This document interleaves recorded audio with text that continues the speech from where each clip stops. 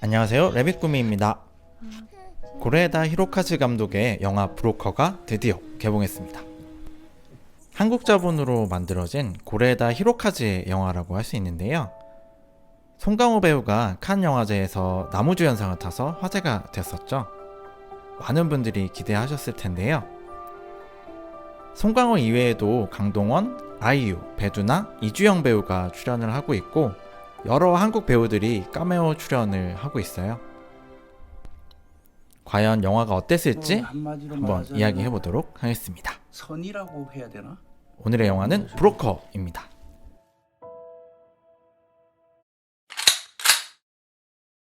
아니 왜 우리 가족 여행을 방해하고 그래? 나 다 알아. 가족 아니. 영화는 한 아이가 베이비박스에 놓여지고 그것을 두 인물이 데려가는 장면으로 시작하게 되죠. 세탁소를 운영하는 상현과 보육원 출신 동수가 그 인물인데요. 상현은 송강호 배우가 연기를 하고 있고요. 동수는 강동원 배우가 연기를 하고 있어요. 아이의 이름은 우성이고요. 아이의 엄마는 소영이죠. 바로 아이유가 연기를 하고 있습니다. 버려진 아이를 팔아서 이익을 챙기는 브로커가 바로 상현과 동수예요. 그들을 꽤 오랫동안 추적했던 형사 수진과 이형사라는 인물이 나오죠. 배두나 배우와 이주영 배우가 각각 맡고 있어요. 이렇게 각 인물들은 아이를 중심으로 모이게 됩니다. 이 영화에 수많은 어른이 등장하지만 그 모든 중심에는 아이 우성이 있죠. 아이를 버렸지만 다시 상현과 동수를 찾아간 소영은 무언가 비밀을 가지고 있어요. 아이를 버려야 하지만 상현과 동수가 브로커인 걸 안 소영은 아이를 가능하면 좋은 부모에게 팔릴 수 있게 그 일에 개입하기 시작합니다. 그렇게 세 사람과 한 아이가 가는 동선을 영화는 쭉 따라가게 돼요. 그들이 같이 보내는 시간이 늘어나면서 자연스럽게 그들의 과거들을 유치할 수 있게 되어 있죠. 가장 나이가 많은 상현은 도박 때문에 경제적으로 어렵고 이혼도 당한 인물이에요. 딸에게도 불편한 아빠니 삶이 그렇게 행복하지는 않죠. 동수는 엄마에게 버림받아서 보육원에서 성장한 인물이죠. 마음속에 엄마에 대한 원망이 조금은 있는 인물이에요. 반면에 소영은 아이를 살리기 위해 어떤 선택을 한 인물이죠. 그게 나쁜 짓이라고 할 수 있고요. 어쩌면 아이를 위해 가장 필요한 일이었을지도 모릅니다. 아마 소영은 그렇게 생각하고 그 선택을 했을 것 같습니다. 그러니까 세 인물 모두 가족에게 버림받거나 주변에 그들을 도와줄 수 있는 사람이 없는 상태예요. 공감을 받기도 조금 어려운 인물들이기도 하고요. 그래서 누구도 그들을 위로하지 않죠. 그런데 세 사람이 서로 조금씩 마음을 열게 되는데요. 그건 모두 아이 때문이라고 할 수 있어요. 그들 각자가 가지고 있던 선한 마음이 그들을 유사가족처럼 느끼게 하죠. 그 아이에 대한 마음, 그리고 지켜야 한다는 그 마음은 세 인물뿐만 아니라 그들을 쫓는 경찰 수진에게도 이어지게 됩니다. 사실 수진은 극 중에서 조금 아쉬운 캐릭터예요. 결말이나 해결책을 위해서 끼워넣은 듯한 느낌을 주는 캐릭터거든요.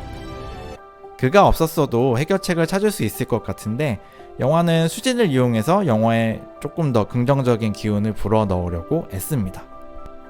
낙태와 아이를 버리는 것 중 어떤 것이 더 나쁜 것일까요? 낙태와 살인은 같은 거라고 볼 수 있을까요? 영화는 수진이라는 캐릭터를 이용해서 이런 질문들을 관객에게 던지는 것 같습니다. 그러니까 영화가 메시지를 던지기 위해 조금은 억지로 넣었다는 느낌도 듭니다. 영화에서 아이유가 연기하는 소영은 아이유가 연기한 과거 캐릭터들 중에서 나의 아저씨의 주인공 지연과 비슷한 측면이 있습니다. 어쩔 수 없이 범죄자가 되었고 조금은 삐딱하지만 마음속 깊은 곳에 어떤 선한 마음을 가지고 있는 인물이에요. 조금은 세게 또 어떤 때는 조금 약하게 소영이라는 인물을 연기로 표현해내고 있어요. 아마도 아이유에게는 처음 엄마 연기를 한 거였을 텐데 꽤 자연스럽게 연기를 하고 있습니다. 송강호 배우가 맡은 상현은 가장 비도덕적일 것 같고 무심한 인물처럼 보여요. 적어도 초반에는요. 배우의 연기가 정말 자연스럽게 이어지게 되는데요. 처음에는 진짜 브로커 같았지만 영화의 후반부로 갈수록 등장인물 모두의 아빠 같은 느낌이 듭니다. 은근히 챙기려고 하는 느낌도 들고요. 그리고 특유의 말투와 행동이 조금 더 인간적으로 느껴지게 만듭니다.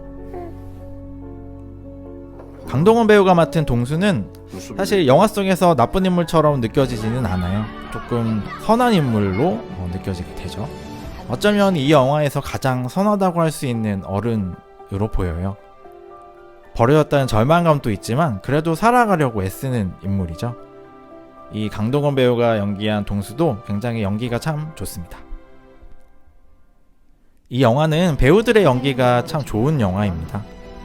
배두나 배우의 건조한 연기도 굉장히 좋고요. 배두나 배우가 맡은 그 인물이 후반부에 결국 감정이 터지게 되죠.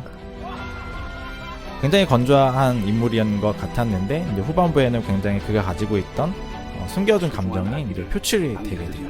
그렇게 자연스럽게 이 인물의 감정선 변화를 표현해내고 있습니다. 영화의 이야기는 꽤 흥미로운 점이 있습니다. 결국 모두가 궁금하게 되는 건 아이 우성이 누구에게 갈 것인가, 누가 기를 것인가가 되겠죠. 이게 영화를 끌어가는 주요 동력이 됩니다. 이것에 집중해서 보다 보면 인물들의 변화가 보이게 되고요. 결국 결말까지 이야기를 따라가게 되죠. 영화가 긴장감이 그렇게 큰 영화라고 할 수는 없지만 끝까지 이 이야기가 어떤 식으로 결말을 맺게 될지 궁금해하게 되는 영화입니다. 영화에 등장하는 주요 인물들은 결국 유사 가족처럼 느껴집니다. 그들이 비록 떨어져 있어도 그들이 함께 하면서 진솔하고 행복하고 그리고 즐거웠던 시간을 짧게나마 보냈었으니까요. 반드시 그리고 잔잔하게 마음을 울리는 이야기예요. 낙태와 아이를 버리는 것에 대해서 여러 생각을 하게 되기도 하고요. 그리고 가족이란 무엇인가라는 이야기도 생각하게 되겠죠. 유사가족 이야기를 한다는 점에서 이 영화가 고레에다 히로카즈 감독의 세계관에 속한 영화라는 점은 틀림없는 것 같습니다. 배우들의 열연과 이 영화의 이야기가 궁금하신 분들은 극장에서 한번 확인해 보시면 좋을 것 같습니다. 오늘의 영화는 브로커였습니다. 소중한 아기를 안겨드리는 큐피드라고 생각하시면 됩니다.